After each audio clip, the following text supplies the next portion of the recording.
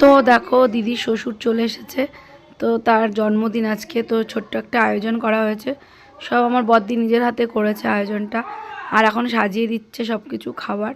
তো দুপুরের খাওয়া দাওয়া খুব সুন্দর হয়েছিল। দিদি ডাল করেছিল, 5 রকম ভাজা, শাক, বেগুন ভাজা, কুমড়ো ভাজা, বটবটি ভাজা, অনেক কিছু রান্না করেছিল।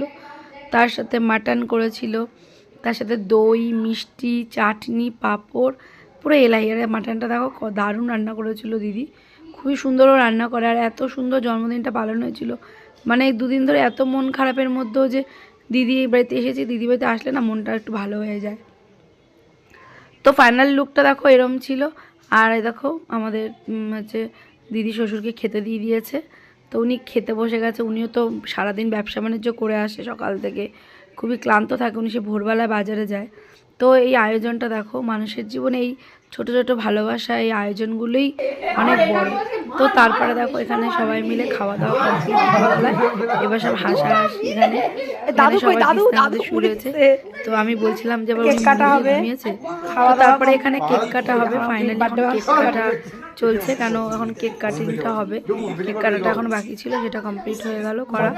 তো খাওয়া দাওয়ার পরে তারপরে কেকটা কাটা হলো, সব কিছু পরিপূর্ণ হয়েছে। আর ভিডিওটা কেমন হয়েছে তোমরা কিন্তু অবশ্যই কমেন্টে জানিও। আর যদি ভালো লাগে একটা লাইক করো, ভালোবাসা দিও, এটাই অনেক বড়।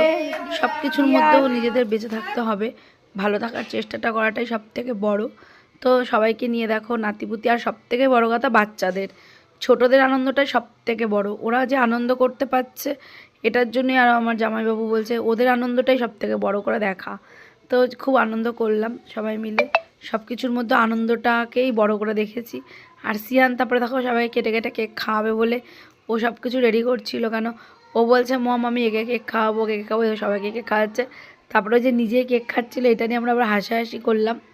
তো বাচ্চা শিশুরা ওরা নিষ্পাপ, ওদের মনে কোনো পাপ নেই। ওদের মতো নিষ্পাপ যদি সবাই হতো না, বড়রাও, তাহলে আজকে আমাদের এই দ্বন্দ্ব, এই অশান্তি সব মিটে যেত।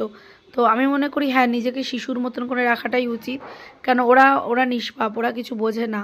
ওরা ভালোবাসা বোঝে, ওরা আনন্দ বোঝে, ওরা সবাইকে নিয়ে থাকাটা বোঝে, এটাই সব থেকে ভালো বোঝা। তো চলো সবাইকে এই ছোট্ট ভিডিওটা শেয়ার করলাম, তোমরা সবাই ভালো থেকো, চলো।